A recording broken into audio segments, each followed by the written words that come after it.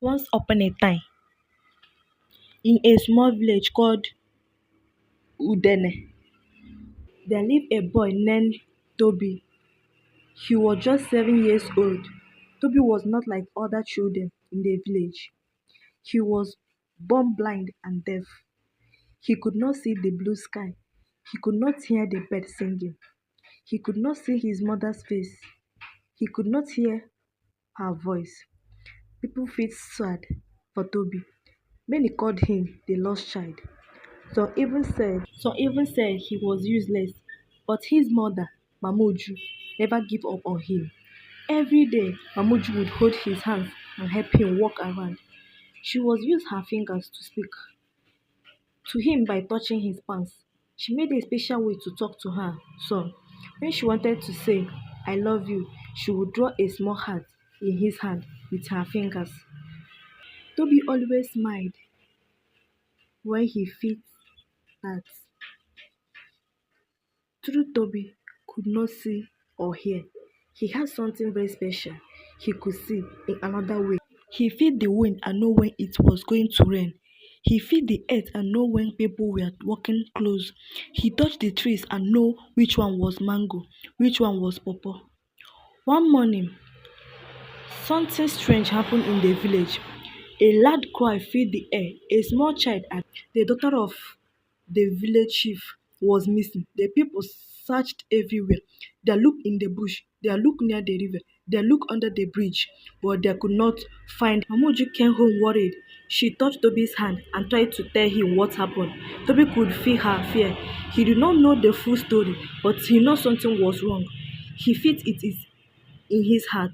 Later that evening, when the sun was going down, Toby walked out of the house. Mamuju did not see him leave. He walked slowly, feeling the ground with his feet. He walked past the tree. He walked near the river. He walked into the forest. Many people would be afraid, but not Toby. He could feel something pulling him. It was like a voice inside him calling. A light in the darkness, not with his eyes, but with his spirit. He stopped near a big rock. He bit down. He touched the ground. Then he moved slowly to the side of the bush. He felt something, a shoe, a small shoe. It was Ada's shoe. It fit again and found her hand. Ada was lying on the ground. She was crying. Her leg was hot. Toby touched her hand gently.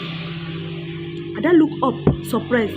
She knew Toby, but how did he find her? Toby could not speak. He could not hear her, but he held her hand tight. Then he touched the ground again, turned around, and began to guide her home. He walked ahead, slowly, careful. Ada followed, holding his sheet. Soon they came out of the bush. People saw them and shouted in joy. Ada was fine. The chief ran and picked up his daughter. Mamuju ran to Toby and hugged her. Everyone asked, how did her? No one knew, but Mamuju did. She smiled and said, my son can see in a way no one else can. From that day, Toby became special in the village. People no longer called him useless. They called him the boy with the eyes of the heart. After Toby found Ada, the whole village changed how they looked at him. Before, people used to whisper, poor people, he can't see or hear. But now they said, that boy has a gift.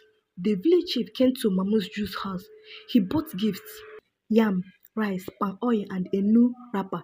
He knew before Mamuju and said, your son saved my daughter. We are forever thankful. Toby sits nearby, touching the ground gently. He did not know the chief was talking, but he could feel the kindness around him.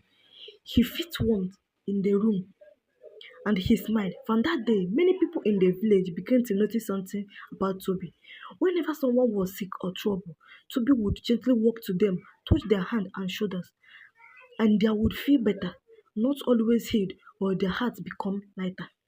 One day, a woman named Ngozi came crying. Her son, Uche, had been sick for many years. Medicine had not worked. She had no money, but Mamuju led Ngozi and her son to the house. Toby came and touched the boy's hand. Then he sits beside him, holding his hand. For 3 days, Toby sat beside Uche. He did not leave him. Mama Uju brought food and water. Toby ate with one hand and held Uche's hand with the other. On the fourth day, Uche stood up. His fever was gone. The villagers called it a miracle. They began to say, Toby is more than a child. He sees things we cannot see. He feels things we do not feel. But not everyone believed. There was no man named Obinna that was loud and proud. He did not believe in anything he could not see. He said, this is foolishness. The boy is lucky, not gifted. Next time, let him find something for me. People want Obinna not to speak badly, but he laughed and walked away. Then one morning, Obinna's daughter, Nkechi, went missing too. She had gone to fetch firewood and did not return.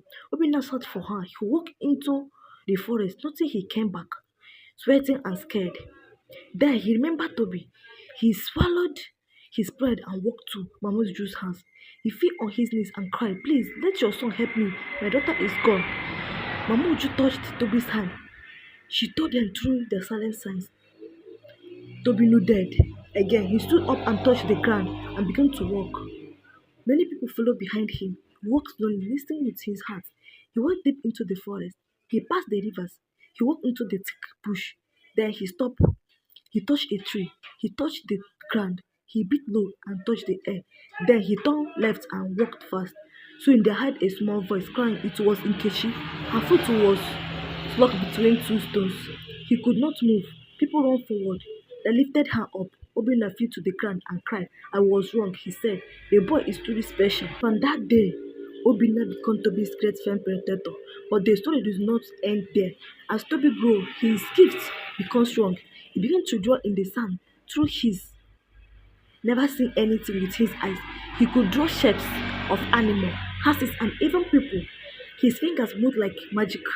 One day, a group of men came from their heard story of the boy using with his hands. They asked to meet him. They watched him draw in the sand. They tested him with shapes. They asked Mahmoud if they could take Toby to a special school in the city for children like them. So Toby left in the village in the city. He amazed everyone. He learned quickly. He wrote, planted, and even made music.